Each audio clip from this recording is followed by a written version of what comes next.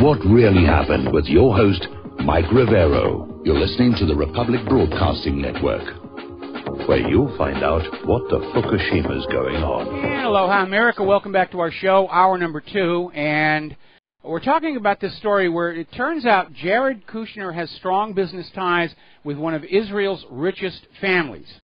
And apparently, according to reports published in Bloomberg and the New York Times, the ties between the two families include high-stake real estate deals in Manhattan worth more than $150 million. And Bloomberg says at least 15 different buildings in downtown Manhattan are co-owned by Raz Steinmetz, nephew of diamond dealer Benny Steinmetz, and by Kushner family's Kushner Companies. The two also invested together in a project bearing Donald Trump's name in New Jersey. A lot of people have written in to say why I have politics and corruption as a single tag, and this is exactly the reason.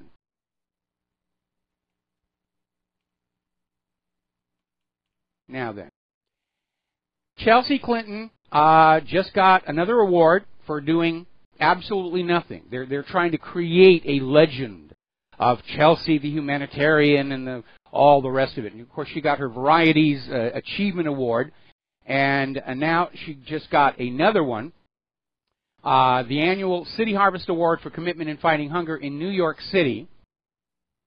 And it turns out that on a single day, earlier this year, she helped City Harvest pack some grapefruit. And for that, she got this award. Showering her with all of these awards as a prelude to her attempting to run for Congress. Now, Chelsea Clinton's own personal worth right now is $15 million. Including a $10.5 million condo in Manhattan. So she's doing very, very well. Much of her official wealth comes from her position on the Clinton Foundation. And by the way, speaking about the world of politics getting really, really weird, Caitlyn Jenner, in an interview, recently said that it would consider running for public office. Based on what? Being an athlete, being transsexual. Doesn't look like a really strong resume for running a city, a county, a state, or whatever. That's what's going on here. Little bit of good news, though.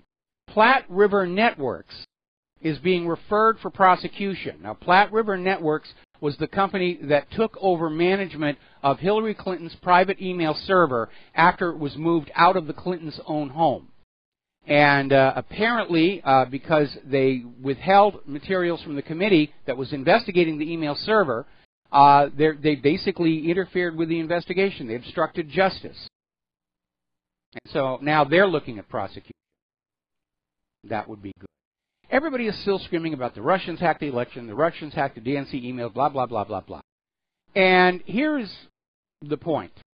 Whoever hacked or leaked the DNC revealed that the Democrats were cheating in the primaries and the election.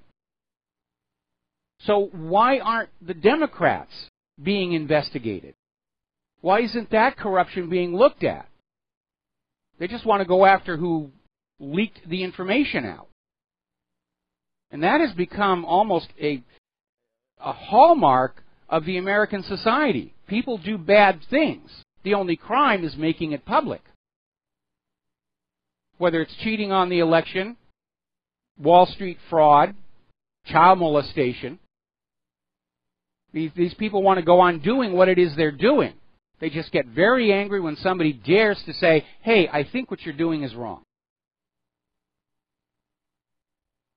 I am actually getting emails.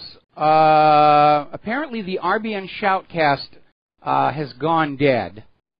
I'm sending a message to our control room. We've been having problems. We had the problem with Skype. And again, we're in an age where there's just a huge amount of hacking going on. All righty. here's where it gets really juicy. One of Trump's state campaign chairs is being arrested for child sex trafficking that he was doing while the campaign was on.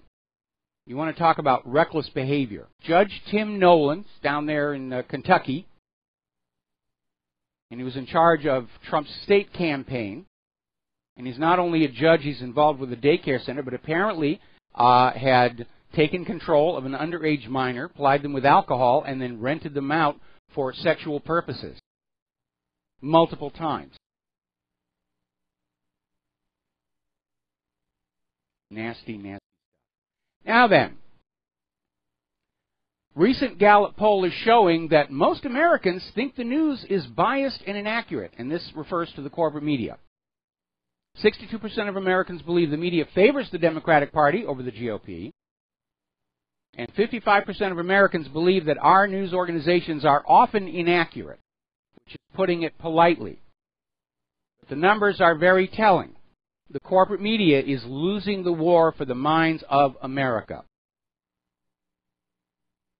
We're going to do a shout out to our on-air affiliates who are just now rejoining our network. Now, as you know, Bill O'Reilly has left Fox Network. Tucker Carlson took over the spot, and he is getting really good numbers.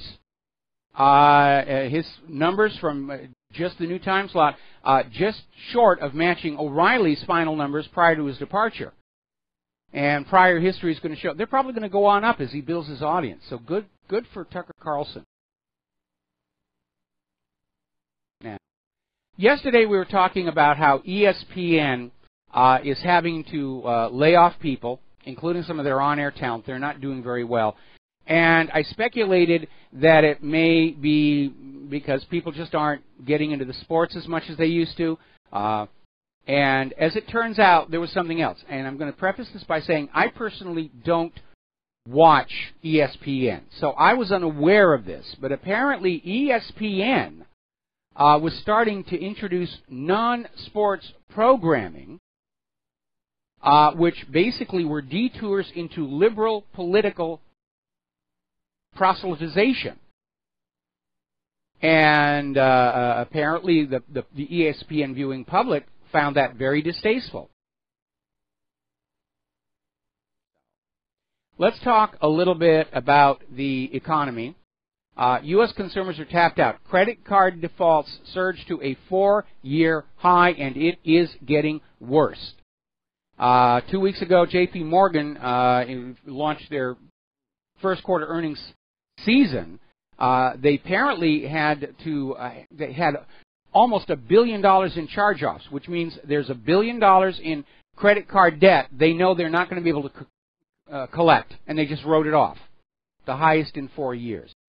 One of the problems that Americans are dealing with is they're having to actually resort to their credit cards more and more for emergencies. They don't have savings. Something bad happens, you have to use the credit card. More and more companies are refusing cash to force you onto the credit cards, to force you further in. Article coming out of the LA Weekly, Are High-Interest Personal Loans a Necessary Evil? And it's talking about how in Los Angeles, in the poorer communities, they're not really being served by the commercial depositor banks. And so you're starting to see more and more of these payday loan companies which have absolutely sky-high interest rates and are basically economic scams. Now, if they were doing it on a street corner, they'd be arrested for loan sharking, but because they have a business front, they're allowed to get away with it. And there are more and more companies that are allowed to sort of skirt the intent of laws. As you know, in most states, gambling is illegal.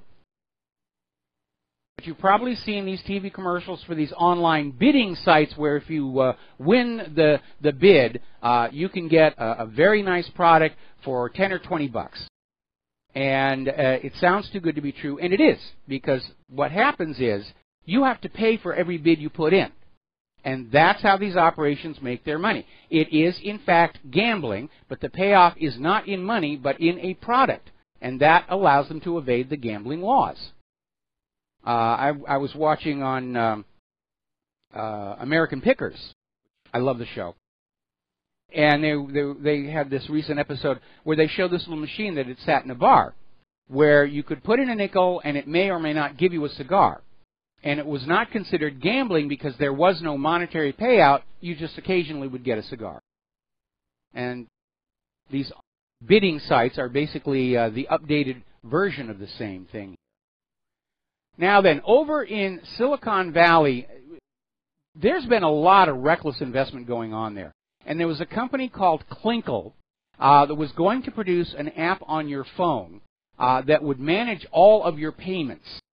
And that was the promise. And it was founded in 2011 by a guy in his early 20s. And there was a lot of generated buzz, and they've got a huge amount of funding. Now, most Silicon Valley startups are high risk, and they can maybe expect a few $100,000 in development money, but Klinkle got $25 million, and the company just burned right through it.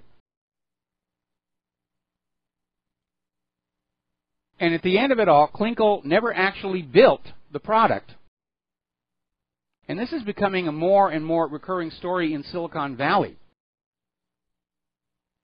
Silicon Valley startups have been able to raise unbelievable amounts of cash, and yet most of those companies haven't managed to turn a profit ever.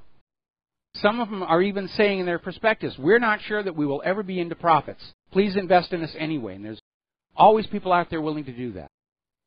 Maybe they're being used as cash sinks by the tech billionaires who need to bury money someplace to get into a lower tax bracket. And that is something that does happen on a regular occasion. My very first job in commercial radio was at a AM/FM simulcast station. I'm not going to put out the call letters because they're under new ownership. And all the station's format was the golden oldies. And all my job was to play the golden oldies, manage the transmitter, and back announce the music. And that was it. That was all we did all day long. And it was losing money hand over fist, but it was a cash sink for the owner's other business ventures to try and limit tax exposure. So a lot of that stuff really happened. Now, here is a good example of where automation can actually lead to more jobs being created, because recently Panera Bread automated their ordering process. You can order online, and the result was a surge in demand coming from the automated ordering, and Panera just announced they're going to be hiring 10,000 workers. See, humans and robots can peacefully coexist. It's when the robots are replacing humans that you're going to get into all kinds of tension here. All right, another little story here. Global market cap hits $50 trillion for the first time ever as all eyes turn to the Trump tax plan. And apparently there are a lot of people who are looking at it and saying it's good for business people. It's not necessarily going to be that good for ordinary working people. It certainly is something that is being looked on with favor by the large Wall Street corporations who are going to be paying much, much less in taxes on these huge sums of money that they are taking out of the economy here. Now, we posted a video that is really very, very well done. It's one of my favorites. It's up there with the stuff that James Corbett puts out. And the title of the video is The Economic Hitman Awareness. So when you next go to whatreallyhappened.com, just search for that string, Economic Hitman Awareness, or even just Economic Hitman, and watch that video.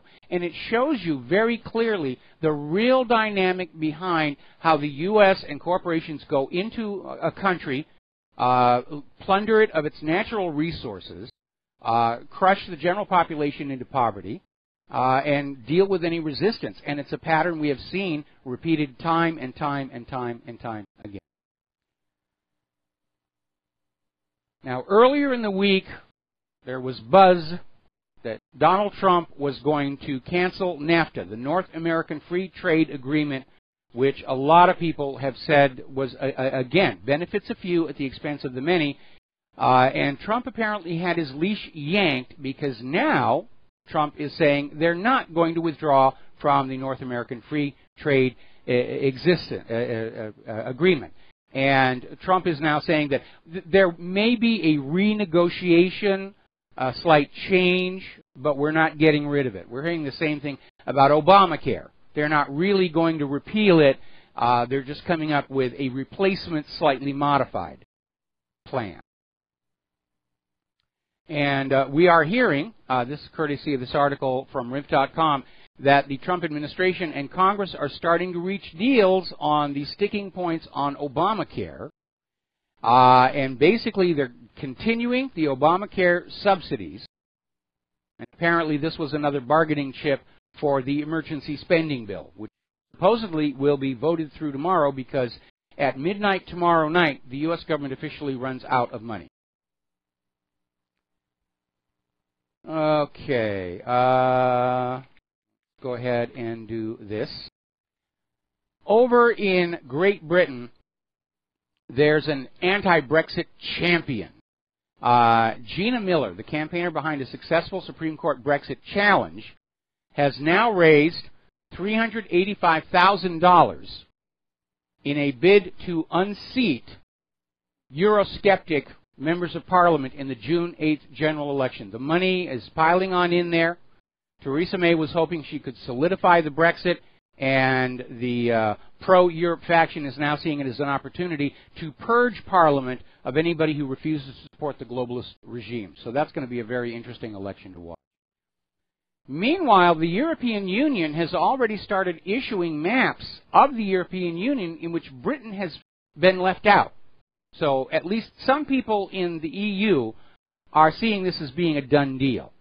I think what they're working for is to find some way to let Great Britain go back to being Great Britain, but still avail themselves of British wealth to keep the EU's economic system propped up. We're hearing all this talk about the divorce payments and demanding the open borders be maintained. And so it's going to be a Brexit in name only, but Great Britain is still going to be tangled up in the European Union's refugee problem and economic problem. Now, Hungary's prime minister is clearly on the warpath against Brussels. He's been out there making a lot of statements, and he's bang spot on. His latest one is out there saying George Soros has ruined the lives of millions of Europeans. And yes, he has, and not just in Europe. Everywhere Soros goes on in to play his globalization games, people are suffering horrendous hardships, repression, oppression. And we are seeing this global oligarchy of these billionaires who think having a lot of money has given them a right to be rulers of the world. And it hasn't. They're not elected. They don't represent the people. They represent themselves. They're potentates. They're tyrants. They're dictators. They're unaccountable as well as being unelected. Over in Austria, their president has made this bizarre statement that soon all women will have to wear headscarves in solidarity so that the Muslim women are not feeling ostracized or left out.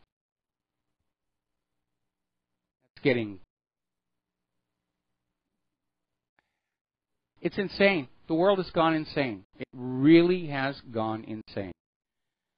Apparently, Marine Le Pen is still closing in on Macron for the upcoming round 2 election.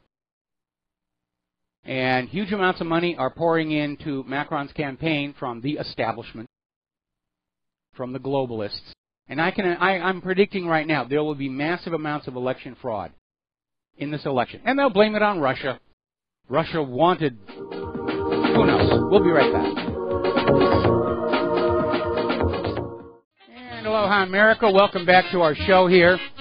And we're dealing with some technical issues over here at RBN. We're trying to get that all sorted out.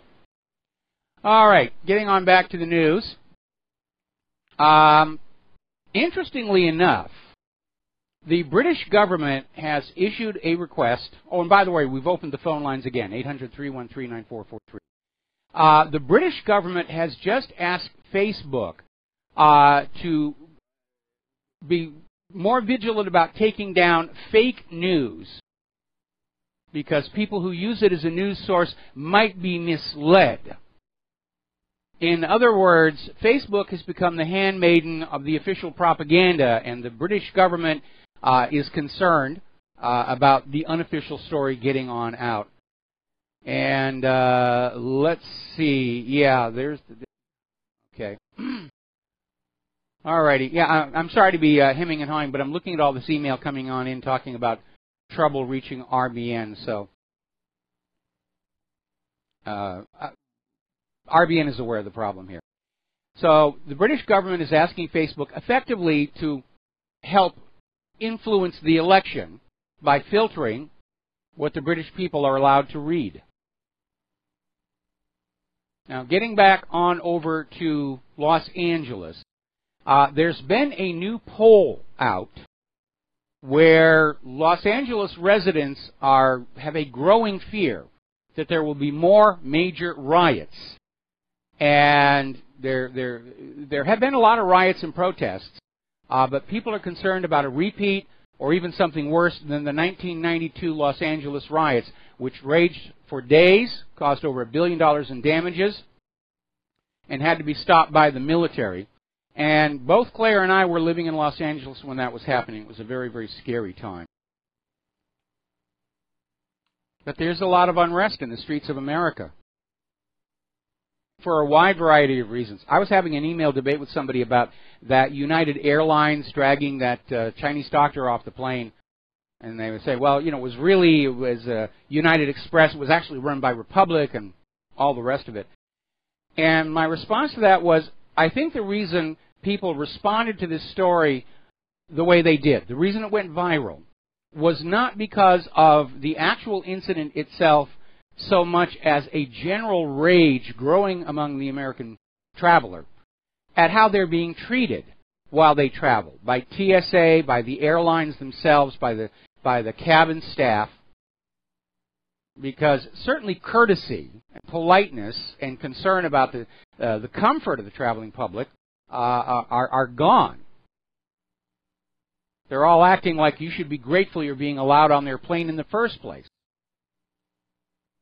And if they have to shift you at a later flight, you should just accept that, even if you miss this $10,000 cruise that you can't get your money back for. And that actually happened on one of these other flights. Lady was bumped from a flight to to Italy. The next flight was 2 days later, and by the time she got there, the cruise ship had set sail. Now, as you know, earlier in the week, we had a call into the show where it was announced at the courthouse steps that a mistrial was declared in the first Bundy trial. And there's an interesting little analysis that came on out from the 21st Century Wire talking about the real issue remains the federal land policies. And whether or not the government has exceeded the bounds of the Constitution, which they certainly have. There is a limit in the Constitution that's called the Enclave Clause, in which the federal government is only allowed to own land on which government enclaves sit, meaning the federal government buildings, military bases, federally built infrastructure like harbors and airports and so forth. There is also a provision in the Enclave Clause that such land acquisition has to be approved by the legislature of the state in which the land resides, or is located, rather. Just carving off huge chunks of land and declaring it a national monument is outside that. A national monument is not a federal enclave. It's not a military base. It's not a harbor. And as a matter of fact, Donald Trump has announced that he is reviewing this very policy. So, we got to take another break for commercials. Back with a phone call after these two. And aloha, America. Welcome back to our show here. The phone lines are open, 800-313-9443, and we're still dealing with all of our little technical issues here. Okay, so we have a caller on the line, Sherry in Texas. Aloha, welcome to the show. What's on your mind? Aloha, Michael. Here's a way to have a voice. other than taking to the streets, this is regarding the demonstration in the streets. You could, if there's a new party, you were talking about a new party last time, and I hope you'll be talking about it more in the future. And socialism is not a good name. Progressive has been done. I think calling it something different and new, like the People's Party, is going to really maybe help a lot. There's a way to have a voice rather than taking to the streets to demonstrate, by getting hooked up with this party and having it, if it suits the people that are demonstrating. It's just that a movement created by disappointed Trump supporters makes me a little nervous, because I know it's what the corporate media wanted, and this whole new name, People's whatever it's going to be called, might help a lot. It's kind of, there's no lesser of two evils anymore. You know, it's like balancing the seesaw, standing between the two, less party politics, more balanced, less bashing of Democrats, and like who was it? Dustin in New Jersey said, there's extreme elements in both parties. We need that middle party. We need something to balance the other two. Maybe it would help solve a lot of problems. Well, last year I probably would have agreed with you, but the lesson we are seeing out of this last election and the tremendous disappointment of the Trump administration is that political parties don't matter anymore. Candidates don't matter anymore. The oligarchs are calling all the shots, and they'll do exactly the same thing with a new third party, even if they allowed one to come into existence, which they don't want, because it means they'll have to spend more money donating to 3 candidates instead of just 2. At this point, I don't see a way for this system to be saved. I think we're past that point, and I'm seeing a lot of anger out there on the web. Where people, like the article that we had yesterday, it's time to delete the federal government. I can't find a reason to argue against that. Yeah. Well, that leaves, if it didn't go through, and I'm going to hold out hope, but we're talking about solutions, food pantries. Every small town and even big cities should have more than one. Food pantries, you've got a local Texas grocery that's giving canned goods and bread, no meat, but things like canned breads and goods that are, and goods that are coming near their sell-by date, and they're donating them. And I tell you, I don't care if I'm rich or poor. If I got to where I couldn't feed the people, I mean, I try to. We with gardeners can put in our stuff over there too if we have extra, and I would not rule that out as a means to feed the people. Ours started with just all the churches in the area getting together, funding the things. They got a little rent house they worked out of, and then it made enough money from donations or whatever to get a building built. And boy, those baskets from the local grocery store come rolling through there with all this bread and stuff, and there's people donating their time to divvy it up, and it's just really a going thing. So, well, and also in getting out of debt, of course, is it absolutely necessary to pull out. That's the hard part. I mean, they're intentionally trying to dump more debt on you to keep you from breaking free. That's the push to the cashless society, keep you using the debit cards and the credit cards, keep you a debt slave, and that's what's going on there. You're very lucky to have the support of your local supermarkets for your food bank, because in a lot of places now, especially the large chain grocery stores, they're throwing the expired food in the trash bin and pouring bleach all over it. Because their attitude is, we don't want the food to get out there for free. People need to keep coming to the store and buying food. And grocery prices, of course, are continuing to go up like crazy, especially around here. And we're actually seeing in a couple of places where supermarkets are trying to sue food pantries as unfair competition. You're kidding. No, I'm not kidding. The goal of fascism is that we are all totally dependent on the corporate supply chain for everything: food, medicine, electricity, water. Next, it'll be air. That's as bad as garage sales getting taxed or something. I mean, that's they were trying ridiculous. That too. They were trying that too. Yeah, it failed for a lack of enforceability.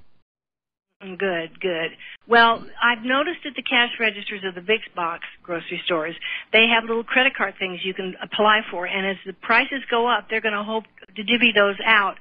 There's there's got to be a way around that. Don't use them, and I know you want to eat, but push for your churches to get together with the smaller grocery stores that are like state-run grocery stores to do this, and come here to Fredericksburg, Texas, and check out what they've got going here down on Highway Street, and use that as a model or whatever it takes. Because Episcopal Church started it, by the way, and we brought in everyone. We had a big walk once for money, and all this stuff, and it just has really worked, and it's just expanded. And yeah, they're going to start they're going to start offering you those credit cards. And I'm going to say this, and I'll go, but they have a little section there if you want to write a check or use cash. It's turning into a postage stamp size area.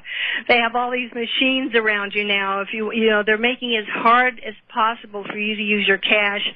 And I'm going to look at the, prepaid Visa option, because I hate the thought. If you want to be a slave to all this globalism, then just use that credit card that they give you. But if you can do a prepaid one, go down to one car, anything, just do what you can. And I'm going to hope that you and Claire can get out of there soon. I tell you, come visit us here. It's nice here. Yeah, we really would like to get back to the mainland. We're very nervous about developments here. I can't put it any other way. We're broke. That is basically where we are. Yeah, I know. And I'm not worried about you. I'm just going to feel, I just know you want to be here, and I want you to realize that somehow. But, for those that are here and having a hard time, don't rule out all the other options that keep you from off those cards, because that's where the slavery, that's the slave state is all wrapped up in that debt, and they're putting them everywhere they can. And it's only the big box ones, the local people. We can stand together, we can stand together. I think there's other options, and every time I think of something, I'll let you know. All right. Well, thank you very much. I do appreciate that here. And so we're going to let you go and get on back to the news here. Thank you for the phone call. And again, the lines are open, I hope. We seem to be having all kinds of very mysterious and strange technical issues today at RBN, and the number is 800-313-9443. Speaking of the Veterans Affairs and my dubious feeling about Donald Trump's announcement of a new VA oversight office, the House Veterans Affairs Committee was running an Inspectors General probe to the treatment of a blind Navy veteran in October during a very lengthy emergency room wait at the North Las Vegas VA Medical Center. And they asked for the surveillance video from the VA hospital, only to be told it had been deleted. Isn't that amazing how, despite all the video surveillance, video that might embarrass somebody within the government, keeps vanishing, like the dash cam video from when the police beat up that 80-year-old guy. Getting into the computers here, Facebook has implemented a new filter on articles that are about President Trump. The comments are being biased so that the anti-Trump comments are at the top of all the comments, even when other comments have more likes. They're not sorting them by the likes. They're simply sorting them anti-Trump on first and the good stuff down below. So all of these corporations have become handmaidens to the government's propaganda. Instead of Facebook, let's call it the Ministry of Propaganda. But a lot of people are starting to abandon Facebook. They're abandoning Google. They're abandoning Twitter. And it's starting to show because Twitter's revenue is plunging. And this is the first time since Twitter began. Their ad revenues are starting to fall apart. And Twitter's cutting costs, trying to manage the decline. People are going to these other startup companies like Gab. Because right now there doesn't seem to be any censorship over there. Now, General Electric apparently has had a bit of a goof. for what they call their protection relays. Apparently, there's a bug, a weakness, a security vulnerability, and it could potentially open up transmission systems to a grid-scale attack. Now, power stations and things like that are air-gapped. They're isolated from the general Internet. But the Internet is used to communicate with devices out in the field, such as transformers, distribution, even just sensors that are monitoring the system to find out when something fails. Those are using the regular Internet. So those outside devices are open to cyber attack. So they're rushing out these patches here. The 3 New York University researchers say they cracked the homebrew encryption in the ancient GE multilin systems. And the abstract is light on actual details, which is probably a good thing. But it appears the researchers found a hard-coded password inside the system. And they said, we completely broke the homebrew encryption algorithm used by these protection and management devices to authenticate users and allow privileged operations. Knowledge of the passcode enables an attacker to completely own the device and disconnect sectors of the power grid at will, locking operators out to prolong the attack. Well, that really was kind of dumb, having a hard-coded password in there. And it is a major ongoing problem when you're developing systems. And you can understand from the point of view of those who manufacture and maintain computerized equipment that they want to have a hard-coded password so that if the end user messes up, scrambles the password file, that they can still get in to fix it. But if those passwords become known, if somebody is able to identify them, then your device turns into a security hole. And there are already so many of them intentionally designed and inserted at the behest of the National Security Agency.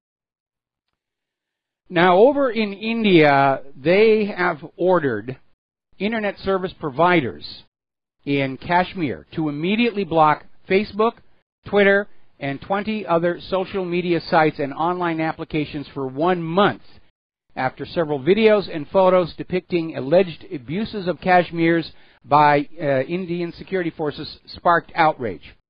And again, we're seeing this behavior all over the globe. They're going to go on doing bad things. They're only angry when somebody complains about it. So they kill the messenger, which is exactly what they're doing. They're killing the messengers. They're not correcting the problem. They're killing the messengers. The same thing with all this talk about prosecuting Julian Assange for publishing this classified data.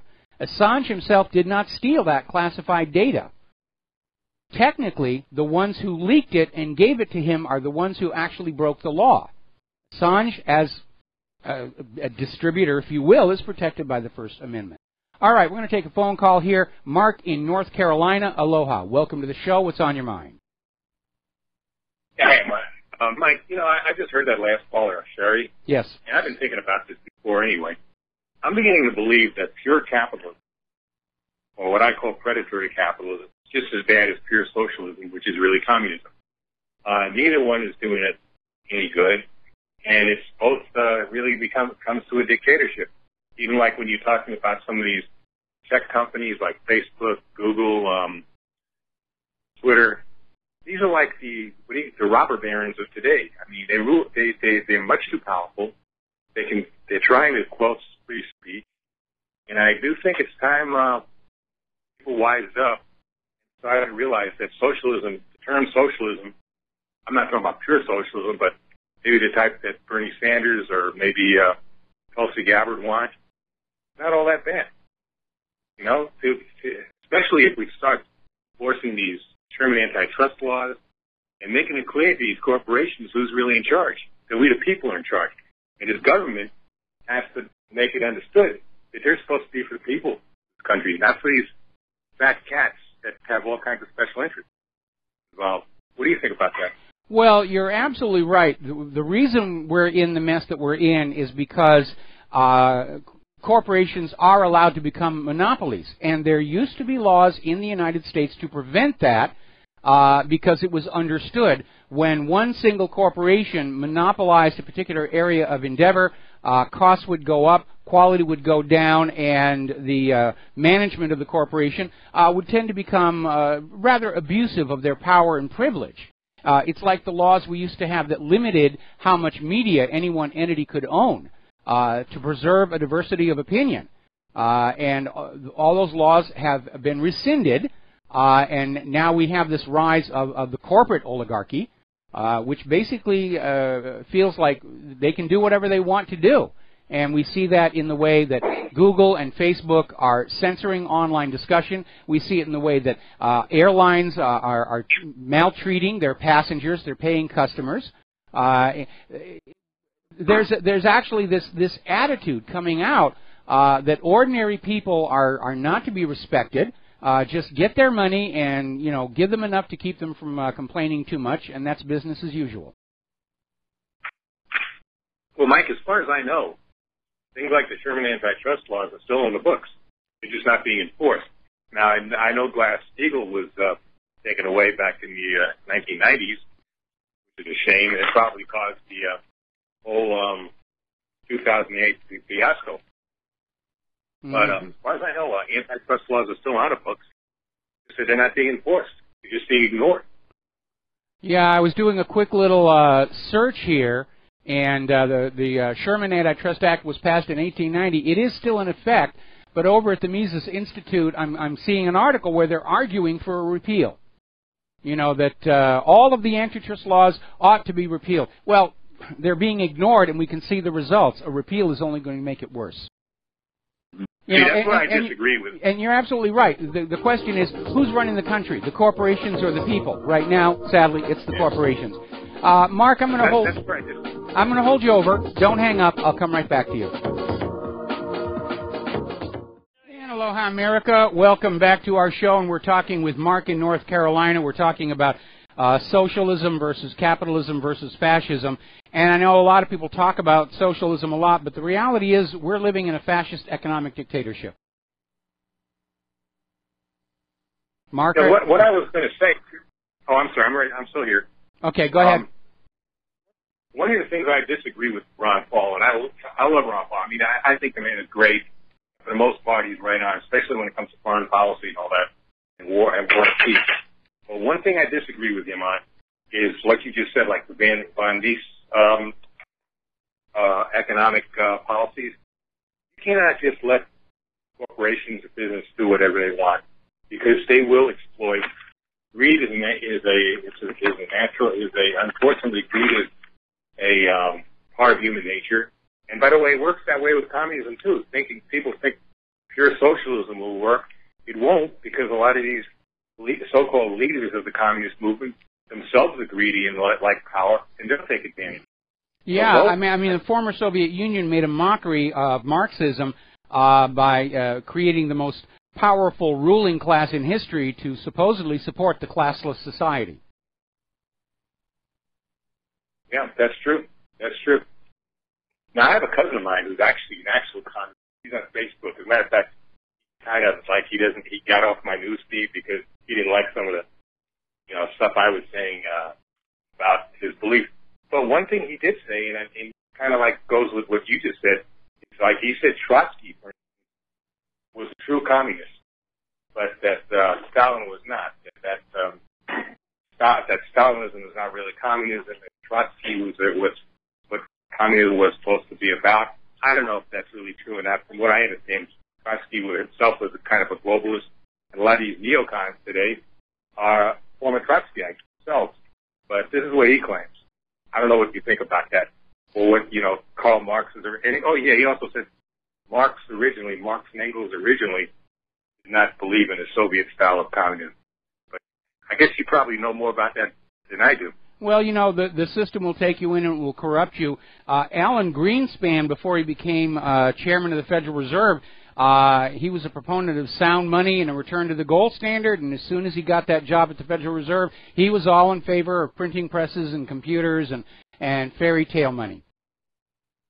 Well, you see with Trump, too, now. All of a sudden now he campaigned against globalism, and now he's surrounded by globalism. He said he didn't want to interfere in other people's business militarily, or the other way, really, and you see what he's doing now. So, you know, I don't know. Like you said, it's not only money, but power definitely, you know, like I said, power corrupts.